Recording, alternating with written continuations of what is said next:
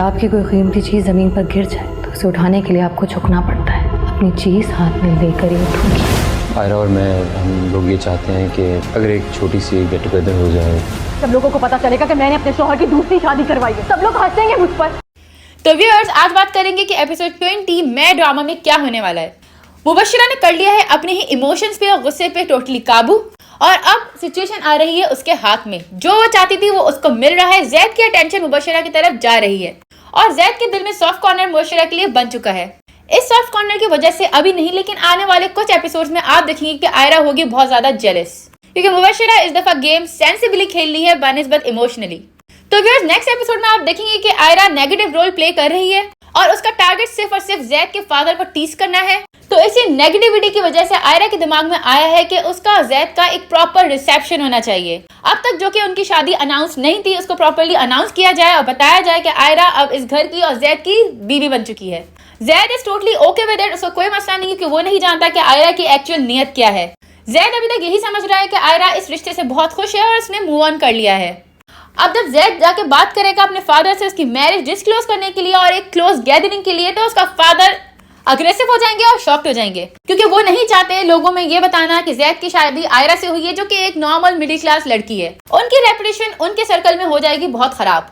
तो ये बात तो जैद के फादर की थी, जो कि उनका शुरू से एक परसेप्शन है। लेकिन अब आती है बात मुबश्शिरा की। मुबश्शिरा ने डिवोर्स ना लेने के लिए जैद को सपोर्ट किया, उसकी शादी आयरा से करवाई, क्योंकि उसके लिए ये ज्यादा इंपॉर्टेंट था कि उसकी डिवोर्स ना हो।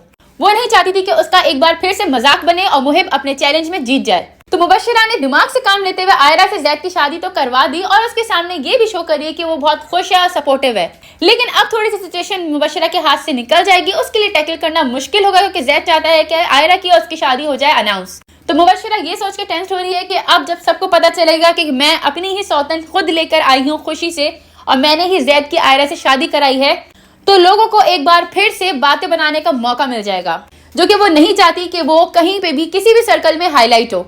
वो लोगों को ये दिखाना चाहती थी कि उसकी बहुत ही प्रोग्रेसिव और हैप्पी मैरिड लाइफ चल रही है। बट ऑब्वियसली अगर जैद की दूसरी शादी हुई होगी तो इसका एक रीजन यही होगा कि मुबश्शिरा के साथ वो एडजस्टेबल नहीं है। लेकिन यहाँ पे भी मुबश्शिरा खुद को कर लेगी कंट्रोल और रिसेप्शन खुद ही ऑर्गेनाइज करवाएगी जैद का और आयरा का, क्योंकि अब उसका टारगेट है आयरा को जैद की जिंदगी से निकालना हमेशा के लिए और अपनी जगह बनाना जैद की जिंदगी में, जिसके लिए वो इतने एफर्ट्स कर रही है। और होगा यही, क्योंकि जब नेगेटिविटी आयरा कर रही है, सून और लेटर ये भी डिस्क्लोज हो जाएगी और उसकी रेपुटेशन जैद की नजर में गिर जाएगी। जब मुबश्शिरा नेगेटिव थी तो उसके साथ सब चीजें गलत हो रही थी, लेकिन अब वो पॉजिटिव हो गई है, तो ऑब्वियसली उसको भी इसका फ्रूट मिलेगा। व्यूअर्स, मजा तो तब आने वाला है कि जैद जब अपने फादर का ऑफिस फिर से ज्वाइन कर लेगा, आयरा भी उसका ऑफिस ज्वाइन करेगी। घर की तकरार की नोक झोंक अब पहुंच जाएगी ऑफिस में भी, क्योंकि मुबश्शिरा भी वहां पे मौजूद होगी।